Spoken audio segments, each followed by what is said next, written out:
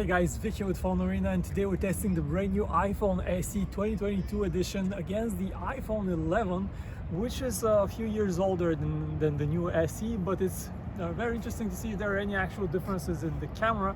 So follow me, let's move a bit around, let's go.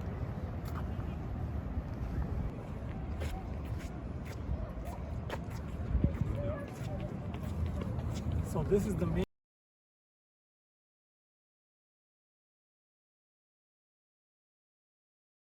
And this is nighttime video recording with the iPhone SE 2022 and the iPhone 11. There is a bit of a difference in the color reproduction and the viewfinder, the way the colors look.